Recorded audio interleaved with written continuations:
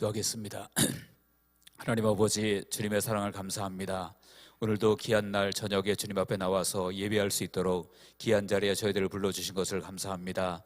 성령 하나님, 우리 가운데 함께 해주셔서 우리가 하나님의 말씀을 통해서 하나님의 뜻이 무엇인지 깨닫게 하시고 말씀을 신비에 잘 새기고 우리의 삶 가운데 적용해서 아버지, 세상에서 승리할 수 있도록 역사하여 주옵소서.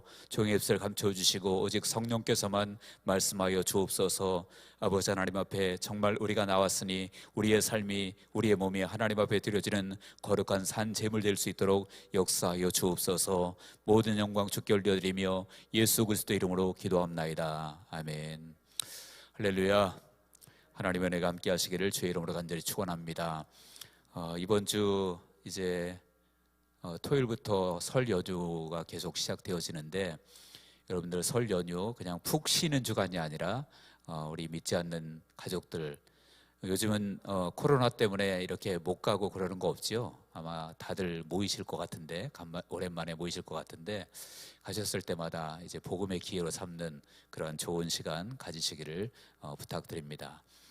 그리고 혹시나 이제 주일날 그 토요일날이나 금요일날 내려가셔서 우리 예배를 참석 못하시는 분들도 계실 수 있는데요, 그렇다고 해서 그냥 이참에 주일 한번 빠지자 하시지 마시고 가까운 교회라도 꼭 가셔서 예배를 이렇게 드릴 수 있도록 그렇게 해주시면 좋을 것 같습니다. 자, 오늘 말씀의 제목은 요셉의 꿈, 이런 제목으로 함께 은혜 나누고자 합니다. 오늘 말씀은 우리가 너무나도 잘 알고 있는 말씀이죠. 요셉이 이제 두 가지 꿈을 꾸죠. 하나는 곡식단이 있는데 자신의 곡식단을 향하여 형들의 곡식단이 일어나서 절하는 꿈, 그리고 또 하나는 이제 해와 달과 11별이 자신에게 절하는 꿈, 이런 두 가지의 꿈을 꾸고 그것 때문에 여러 가지 이제 일들이 벌어지는 그런 내용이 오늘 본문의 말씀입니다. 그래서 말씀을 통해서 몇 가지로 우리가 한번 주님이 주시는 은혜를 함께 나누고자 합니다. 첫 번째는 무엇이냐 하면 우리가 하나님의 언약은 반드시 이루어진다라는 것이에요. 하나님의 언약은 1번 앞에 또 하나 있습니다. 하나님의 언약은 반드시 이루어진다. 우리 한번 1절을, 본문 1절을 다 같이 한번 읽어보겠습니다. 시작. 야곱이 가나안 땅 곧 그의 아버지가 거류하던 땅에 거주하였으니. 야곱이 가나안 땅 곧 그의 아버지가 거류하던 땅에 거주하였으니. 자, 별 의미가 없는 말씀처럼 보여지기도 합니다. 그러나 사실은 이것은 무엇을 표현하고 있냐면 마침내 야곱에게 하나님의 언약이 완전히 이루어졌음을 보여주고 있습니다. 하나님께서 야곱에게 주셨던 언약은 무엇입니까? 그것은 가나안 땅에서 너가 아버지의 집에서 살게 하겠다. 이것이 아버지의 언약이었거든요. 창세기 28장에 보면 야곱이 이제 형의 그 미움을 받고 형이 죽인다고 위협했을 때 어머니의 그 지시를 받고 외삼촌 라반의 집으로 피할 때, 그때 이제 베델 광야에서 하룻밤을 노숙하게 되어지죠. 그때 하나님께서 야곱에게 꿈을 통해서 주셨던 언약이 있습니다. 내가 너와 함께 있어서 내가 어디로 가든지 너를 지키며 너를 이끌어 이 땅으로 돌아오게 할지라 분명히 말씀했거든요. 그래서 아버지 집으로 돌아와서 내가 살게 하겠다라고 하나님께서 분명히 말씀하셨고, 그리고 이제 여러 가지 한 20년의 세월에 걸쳐서 외삼촌 라반의 집에서 살다가 이제 아버지 집에 돌아와서 거기 살게 되었다. 더군다나 거기 살면 여전히 원래는 누가 있어야 되냐면 아버지뿐만 아니라 그 형 에서가 거기 살고 있었잖아요. 근데 사실은 옛날에 그런 일도 있었고 또 양쪽 에서도 부자고 야곱도 부자가 되었기 때문에 같이 살기가 참 어려운 상황이에요, 사실은. 그런데 그럴 경우라면 보통은 누가 아버지 집에 같이 살아야 되는 것이 정상입니까? 아마도 에서가, 장남인 에서가 아버지 집에 사는 것이 맞겠죠. 그런데 를 읽진 않았지만 36장에 보면요, 에서가 다른 곳으로 떠납니다. 에서가 자기가 다른 곳으로 여러분 36장 6절을 한번 보시기 바랍니다. 창세기 36장 6절에 보면 에서가 자기 아내들과 자기 자녀들과 자기 집의 모든 사람과 자기의 가축과 자기의 모든 짐승과 자기가 가나안 땅에서 모은 모든 재물을 이끌고 그의 동생 야곱을 떠나 다른 곳으로 갔으니. 야곱을 떠나서 형 에서가 떠나요. 형을 떠나서 야곱이 떠나는 것이 아니라 야곱을 떠나서 에서가 다른 곳으로 갔다. 아버지 집을 떠나서 다른 곳으로 갔다. 그리고 지금 37장 1절에 와서 이제는 야곱이 그 아버지 집 가나안 땅에 살게 되어진 것이죠. 그러므로 여러분, 이것은 왜 이렇게 되었겠습니까? 바로 하나님께서 그에게 주셨던 언약이 마침내 이루어졌음을 보여주고 있는 것입니다. 여러분들, 하나님의 언약은 반드시 이루어짐을 믿으시기를 주의 이름으로 축원합니다. 하나님께서 우리에게 주신 이 말씀 언약은, 하나님의 언약은 반드시 성취되어진다는 거예요. 푸른 마르고 꽃은 시들어도 하나님의 말씀은 영영이 서리라 라고 분명히 말씀하고 있죠. 그래서 하나님께서 주신 언약은 이루어지고, 그리고 그 언약에 따라서 오늘 본문에 있는 야곱도 마침내 아버지 집에서 그렇게 살게 되어졌다라는 것입니다. 그래서 우리가 항상 붙들어야 될 것이 무엇이겠습니까? 하나님의 약속의 말씀, 그 언약을 우리가 붙들고 살아야 될 줄로 믿습니다.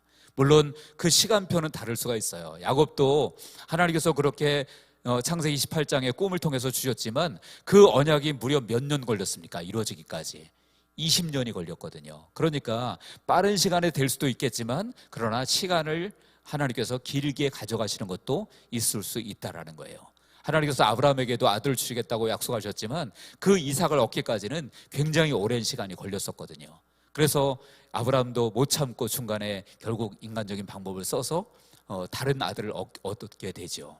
그러나 그 아들 이스마엘은 언약의 아들이 아니었다라는 거예요.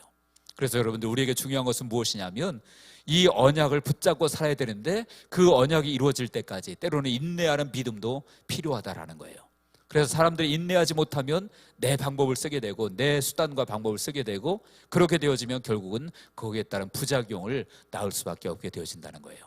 그러므로 우리 양문교회 성도님들은 항상 하나님의 언약의 말씀을 붙들고 승리하시기를 주의 이름으로 축원합니다. 그리고 그 언약의 말씀이 마침내 이루어질 때까지는 내가 믿음으로 인내하고 기다리는 그것도 훈련이고 중요하다라는 것입니다. 그래서 늘 언약 붙잡고 승리하는, 그리고 믿음으로 인내하고 승리하는 우리 모두가 되시기를 바랍니다. 두 번째로 오늘 말씀을 통해서 우리가 생각해 보아야 될 것은 무엇이냐면 영적 장자의 축복을 누리자라는 것입니다. 영적 장자의 축복을 누리자. 오늘 본문 2절을 우리 한번 다 같이 읽어보겠습니다. 시작. 야곱의 족보는 이러하니라. 요셉이 17세의 소년으로서 그의 형들과 함께 양을 칠 때에 그의 아버지의 아내 비라와 실바의 아들들과 더불어 함께 있었더니 그가 그들의 잘못을 아버지에게 말하더라. 아멘. 야곱의 족보는 이러하니라. 이제 야곱의 족보가 나옵니다. 그러면 족보는 보통 누구부터 나와야 됩니까? 그 자녀들이 나올 때 장자부터 나오는 것이 맞죠. 그런데 여기 보니까 누가 제일 먼저 등장합니까? 야곱의 족보는 이러하니라. 요셉이 17세 소년으로서, 장자가 아닌 요셉이 먼저 등장을 하고 있어요. 왜 그럴까요? 이것은 그냥 우연히 요셉이 조금 특별한 사람이라 그런 것이 아니라 이 요셉이 영적 장자의 축복을 얻었기 때문에, 그 권리를 얻었기 때문에 그런 것입니다. 역대상 5장 1절에 분명히 말씀하고 있죠. 이스라엘의 장자 르우벤의 아들들은 이러하니라. 원래 육신적으로 장자는 르우벤이었습니다. 그런데 르우벤은 장자라도 그의 아버지의 침상을 더럽혔으므로 장자의 명문이 이스라엘의 아들 요셉의 자손에게로 돌아가서 족보의 장자의 명문대로 기록되지 못하였느니라. 장자의 명분이 누구에게요? 요셉에게로 돌아갔다. 그리고 요셉의 자손들에게 돌아갔다라고 말하고 있죠.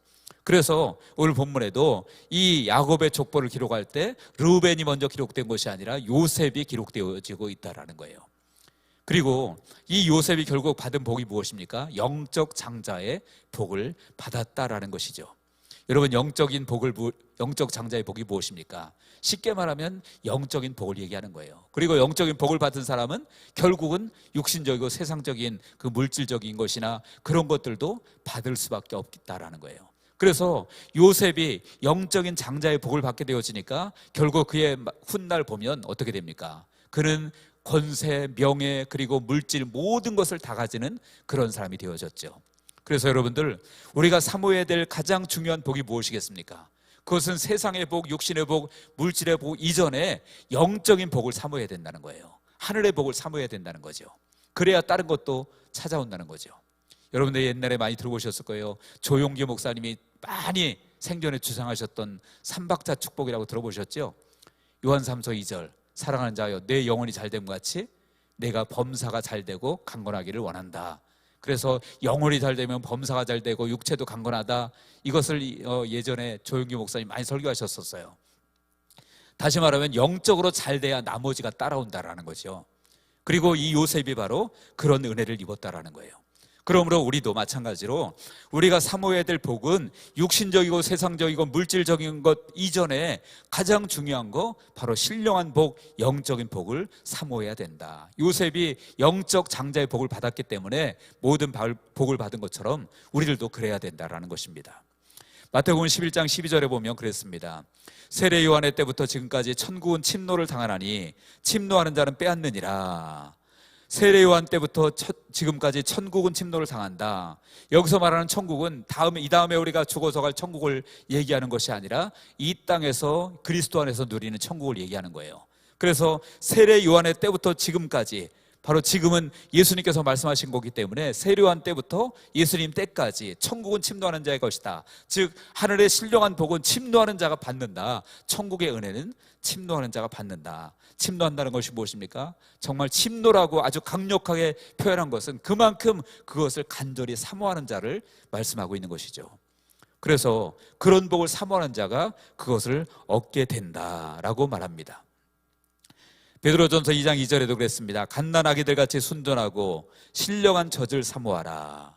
갓난아기들 같이 순전하고 신령한 젖, 즉 신령한 복, 신령한 은혜, 이것들을 사모하라라고 말씀하고 있습니다. 그렇다면 여러분, 이 신령한 복, 영적인 복, 이 복이 어디에 있을까요? 이 복은 오직 예수 그리스도 안에 있음을 믿습니다. 다른 것에는 영적인 복이 없어요. 다른 것 아무리 책을 많이 읽는다, 좋은 음악을 많이 듣는다, 아니면 내가 수양을 쌓는다, 그런다고 영적인 복을 얻는 것이 아니라 영적인 복, 하늘의 복, 신령한 복은 오직 예수 안에 있음을 믿으시길 바랍니다. 예수 안에 외에는 다른 복이, 신령한 복이, 영적인 복이 없다라는 거예요. 에베소서 1장 3절에 보면 그랬습니다. 예수 그리스도 찬송하리로다. 하나님 곧 우리 주 예수 그리스도의 아버지께서 예수 그리스도 안에서 하늘에 속한 모든 신령한 복을 우리에게 주시되, 예수 그리스도 안에서 하늘에 속한 모든 신령한 복을 우리에게 주셨다라고 말씀합니다. 그래서 그리스도 밖에는 그 어디에도 영적인 복은 없는 거예요. 하늘의 복은 없는 거예요. 신령한 복은 없다라는 말입니다. 누구 안에 외에는요? 예수 그리스도 안에 외에는. 그래서 여러분, 세상에는요 영적인 존재들이 많습니다. 그리고 다른 종교들도 많아요. 영적인 존재들이 다른 종교들도 다 나름대로 영적인 그런 의식들을 행하기도 하고 어떤 영적인 존재도 있고 그러거든요. 그리고 자기들이 섬기는 영적인 존재에게 그들 빌기도 하고 때로는 그 영적인 존재가 역사하기도 합니다.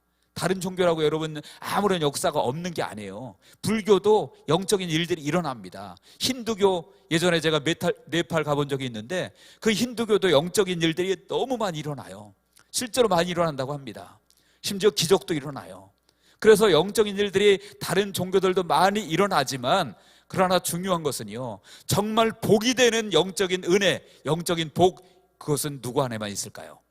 오직 예수 안에밖에 없음을 믿으시기 바랍니다. 부처님 안에 영적인 복이 절대 없음을 기억하셔야 돼요. 힌두교 사제 안에 영적인 복이 절대로 없음을 기억하셔야 돼요. 무당 안에, 아니면 어떤 중 안에, 다른 거 안에 영적인 복이 있을까요? 절대 없습니다. 영적인 악한 것들만 있지, 잘못된 영향력들만 있지, 영적인 복은, 하늘에 속한 신령한 복은 오직 예수 안에밖에 없음을 기억하시기를 주의 이름으로 축원합니다. 그래서 우리가 예수님을 마음속에 믿고 예수님을 마음속에 모시고 그분만 붙들고 살면 하늘의 신령한 복이, 영적인 복이 우리 안에 넘치게 되어지는 거예요. 이 은혜를 받으시기를 주의 이름으로 축원합니다. 언제 받아야 될까요? 어떤 분들은 자꾸 내일 하는 사람들이 있습니다. 기도도 내일, 아니면 성경 말씀도 내일, 영적인 것 다 내일. 아니요, 성경은 지금이라고 말합니다. 고린도서 6장 2절에 보니까 그랬죠. 이르시되 내가 은혜 베풀 때에 너에게 듣고 구원의 날에 너를 도왔다 하셨으니 보라 지금은 은혜 받을 만한 때요, 보라 지금은 구원의 날이로다. 지금이라고 말하고 있죠. 지금이라고 말하고 있어요.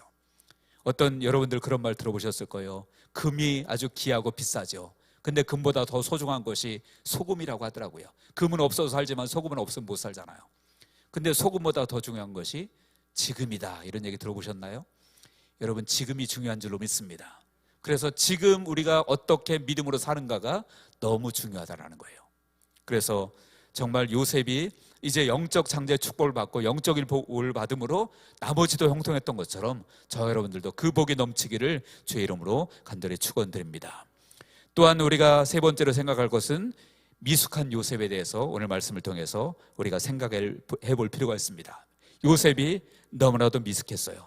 두 가지 면에서 요셉은 잘못을 저지릅니다. 하나는 무엇이냐면 형들의 잘못을 아버지에게 다 고했다라고 말하죠. 2절 끝에 보면 그렇게 말하고 있습니다. 그가 그들의 잘못을 아버지에게 말하더라. 형들의 잘못을 아버지에게 고했다. 여러분, 남들에게 이제 그 고발하는 건 두 가지가 있습니다. 하나는 고자질. 고자질은 뭐예요?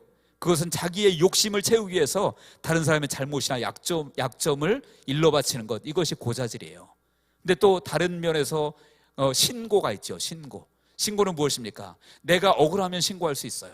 또는 공익을 위해서 이제 신고할 수 있죠. 그래서 고자질과 신고는 전혀 다른 거예요. 고자질은 오직 자기의 이기심, 욕심을 채우기 위해서 다른 사람의 다른 사람의 잘못이나 약점을 일러바치는 것이 고자질이라면, 신고는 공익이나 아니면 자기가 억울함을 당했기 때문에 그것을 자기의 어떤 권리를 찾기 위해서 신고하는 것이죠.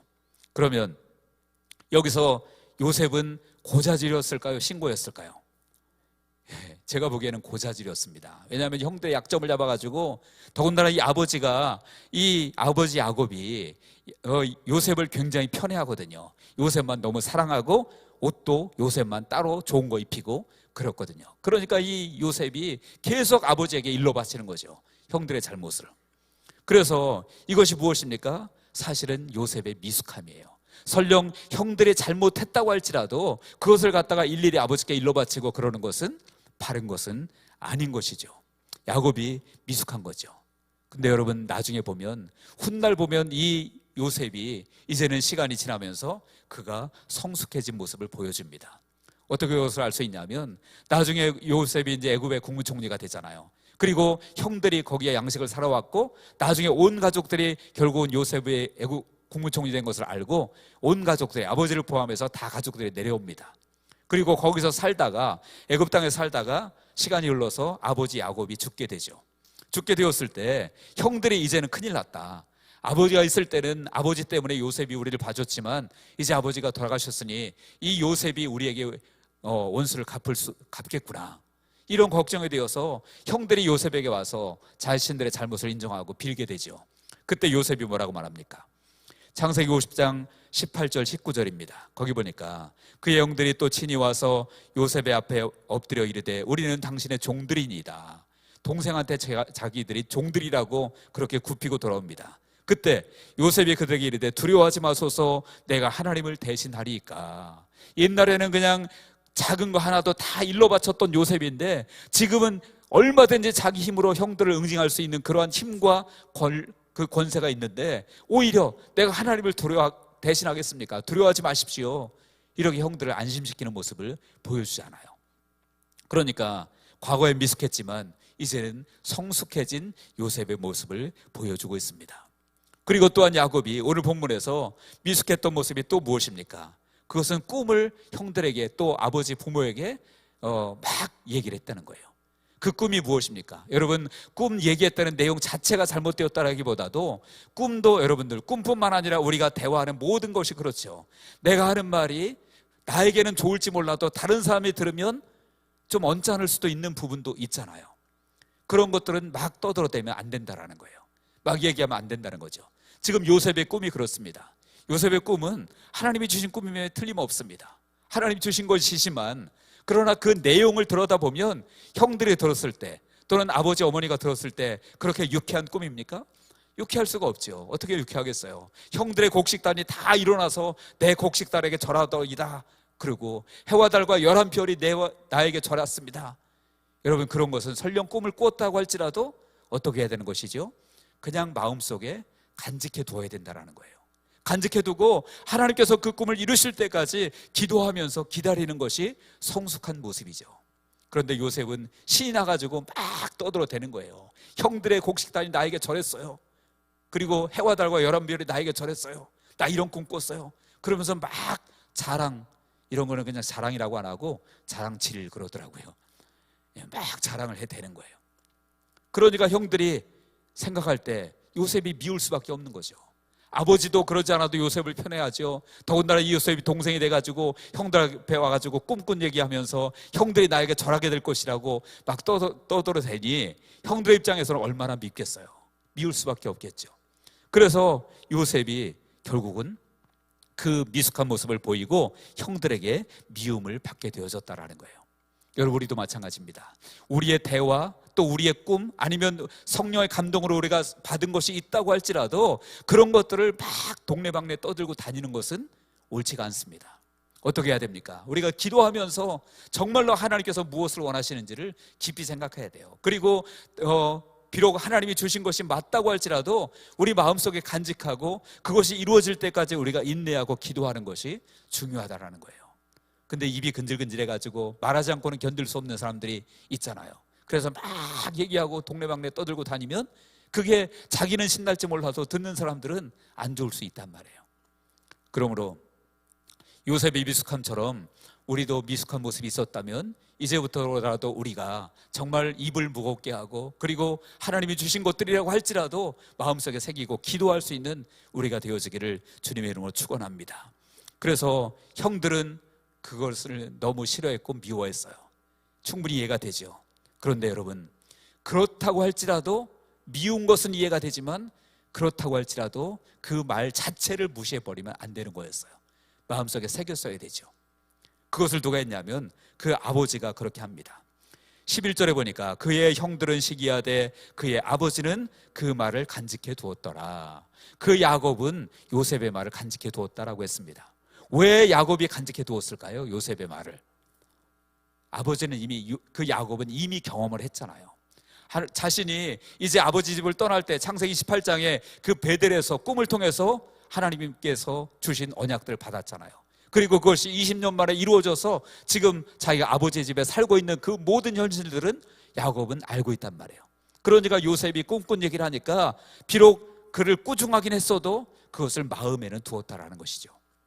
여러분들, 그래서 우리도 마찬가지입니다. 함부로 떠들어대고 다니는 것도 잘못이지만 그렇다고 해서 그것을 무조건 무시하는 것도 그것도 옳은 태도는 아니라는 것입니다. 그래서 무엇이든지 간에 하나님께서 원하시는 것이 무엇인가, 하나님이 지금 원하시는 것이 무엇인가를 우리가 생각을 하고 말하고 행동하고 우리가 기도해야 될 줄로 믿습니다. 그래서 우리 모두가 그렇게 되어지기를 주님의 이름으로 축원합니다. 세 번째, 마지막으로 우리가 생각해야 될 것은 아버지인 야곱의 문제점입니다. 아버지인 야곱의 문제, 무엇일까요? 아버지는 한마디로 야곱의 문제는 편애했다는 것이에요. 편애. 누구를 편애했습니까? 요셉을 너무나 편애했어요. 요셉을 너무나 편애해서 3절에 보니까 그렇게 말씀하고 있죠. 같이 한번 다 같이 읽어보겠습니다. 3절이요. 시작. 요셉은 노년에 얻은 아들이므로 이스라엘이 여러 아들들보다 그를 더 사랑함으로 그를 위하여 채색 옷을 지었더니. 아멘. 요셉이 노년에 얻은 아들이라서 이스라엘을 여러 아들보다 더 사랑했다. 자, 더 사랑할 수 있을 것 같아요. 노년에 얻었을 뿐만 아니라 사실은 요셉은 어린 시절에 엄마를 잃었잖아요.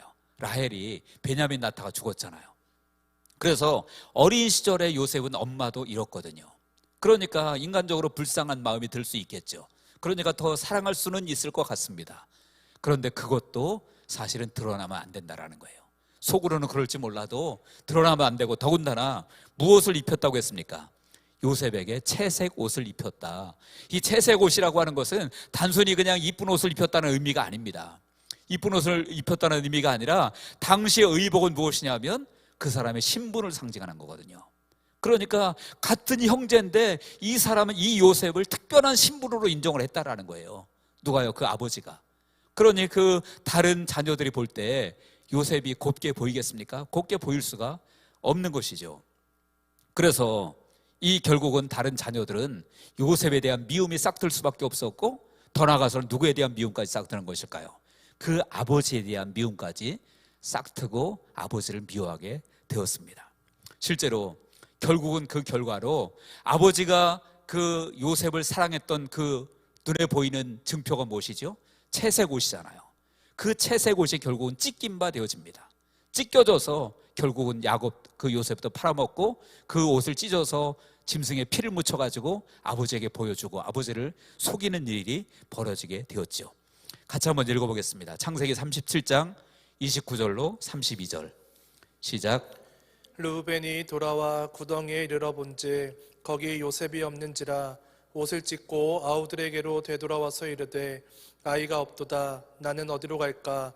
그들이 요셉의 옷을 가져다가 수점소를 죽여 그 옷을 피에 적시고 그의 채색 옷을 보내어 그의 아버지에게로 가지고 가서 이르기를 우리가 이것을 발견하였으니 아버지의 아들의 옷인가 보소서 하매. 아멘. 여기 보니까 요셉의 아들 그 요셉의 옷을 가져다가 순념소를 죽여서 옷을 피에 적시고 채색 옷을 보내어서 아버지께, 그러니까 요셉의 옷이 누더기가 된 거예요. 그리고 피 묻혀가지고 아버지에게 와서 보여주면서 아버지 이거 요셉의 옷인가 보십시오. 뻔히 알면서도 일부러 그러는 거죠. 그러니까 결국은 그 요셉의 옷을 찢고 거기다 피를 묻히고 아버지에게 가서 보여주고 이런 모든 행동을 통해서 무엇이 드러납니까? 요셉에 대한 미움이 드러나고요, 더 나아가서는 아버지에 대한 미움까지 거기에 드러나고 있다는 거예요. 그래서 이것이 무엇 때문입니까? 요셉이 또 잘못했지만 아버지도 잘못된 편애를 했기 때문에 이런 결과가 가져오게 되어진다는 거예요. 여러분, 더군다나 남도 아니고 가족들 같은 자녀들이잖아요. 자녀들인데 신분의 차이를 두었다는 것은 이것은 큰 문제라는 거예요. 잘못이라는 것이죠. 여러분들도 물론 여기 보니까 어린 자녀분들이 있으신 분들이 계실지 모르겠는데 자녀들 편애하면 그것은 그 편애를 받는 사람도 또 편애를 당하는 사람도 둘 다 사실은 왜곡된 마음을 가지기가 쉽습니다. 그래서 부모는 정말로 자녀를 사랑하되 똑같이 사랑해야 되고요. 물론 우리가 아픈 손가락이라고 있죠. 뭐 어려움을 당했거나 힘든 일을 당했거나 그러면 더 마음이 가는 것은 사실이에요. 사실이지만 그렇다고 할지라도 그 중심만큼은 똑같은 사랑을 가져야 되고요. 그리고 그것이 편애가 겉으로 드러나면 안 된다라는 거예요. 실제로 편애를 당해서 결국은 부모에 대한 왜곡된 마음이 생겨나면요, 그 사람은 하나님에 대해서도 왜곡된 마음을 가지게 돼요. 그래서 아버지가 정말로 자녀에게 너무 잘못하면 그 사람은 신앙생활을 하면서도 하나님 아버지에 대한 잘못된 그러한 인식을 가질 수 있다는 거예요. 심지어는요, 이거는 실제로 그런 사람들이 있었던 일이에요. 뭐냐면 하나님 아버지 소리를 못하는 거예요. 왜냐하면 아버지가 너무 싫어서 아버지라고 부를 수가 없는 거예요. 그러니까 그냥 하나님 소리는 해도 하나님 아버지 소리를 못하는 사람들도 있어요. 그만큼 아버지에게로부터 살았을 때 학대를 당하고 어려움을 당하고 아버지가 증오스럽기 때문에 하나님 아버지 하면 육신의 아버지와 오버랩이 돼가지고 견딜 수가 없어서 하나님 아버지 소리를 못하는 사람들도 있습니다. 그러니까 여러분들, 부모가 자녀에게 잘하는 것은요, 단순히 세상적으로만 문제가 되는 것이 아니라 영적으로까지 그 아이에게 잘못된 그런 영향을 끼칠 수가 있다는 것이죠. 그래서 우리가 자녀를 사랑하되 정말 주님의 마음으로 그리고 공평하게 똑같이 사랑해야 될 줄로 믿습니다. 그래서 야곱이 그 부분에 있어서 잘못했기 때문에 결국 가정 전체가 어려움을 당하게 되어졌다는 거예요. 이제 말씀의 결론 맺습니다. 여러분, 요셉은 하나님이 주신 꿈을 꾸었습니다. 그리고 그 꿈은 반드시 이루어질 것입니다. 그러나 그때까지는 중요한 것은요, 그것을 마음속에 새기고 기도하고 기다리는 모습이 필요했는데 요셉은 그것을 하지 못했습니다. 아버지도 정말로 아무리 아픈 손가락이라고 할지라도 요셉이, 그러나 그를 다른 자녀들과 신분의 차이를 두어 서면서까지 사랑하고 편애해서는 안 된다라는 것이었습니다. 그래서 우리는요, 정말 인간의 감정으로 움직이면 항상 실수를 하는 것 같아요. 요셉도 이 야곱도 마찬가지였죠. 사람의 감정대로 하면 결국은 인간은 실수하게 되어져요. 그러므로 저와 여러분들도 마찬가지입니다. 우리가 신앙생활할 때, 가정생활할 때, 직장생활할 때 모든 것 속에서 내 감정이 물론 있겠지만 그거보다 더 중요한 것은 하나님의 마음을 가지고 행해야 될 줄로 믿습니다. 그래야만 실수가 없고 문제가 안 일어나게 되어지는 거예요. 그래서 우리 모두는 주님의 마음을 가지고 하나님 주신 지혜롭게 세상을 살아서 하나님을 기쁘시게 하고 또 문제가 있어도 그것을 잘 이겨나갈 수 있는 우리 모두가 되시기를 주님의 이름으로 간절히 축원합니다. 기도하겠습니다. 하나님 아버지, 이제 우리가 살면서 여러 가지 복이 있지만 하나님이여 영적인 복을 누리기를 원합니다. 하늘의 신령한 복을 누리기를 원합니다. 아버지 하나님의 그 복을 누리고 세상에 있는 것들도 아버지 같이 누릴 수 있도록 성령께서 역사하여 주옵소서. 하나님, 기도하는 것은 우리의 삶에 있어서 우리의 지혜, 우리의 감정, 우리의 생각대로 움직이는 것이 아니라 하나님께서 무엇을 원하시는지, 아버지의 마음이 무엇인지 우리가 그 주님의 마음을 알고 하나님의 뜻대로 지혜롭게 세상을 살아갈 수 있도록 성령께서 역사하여 주옵소서. 감사드리며 예수님의 이름으로 기도합나이다. 아멘.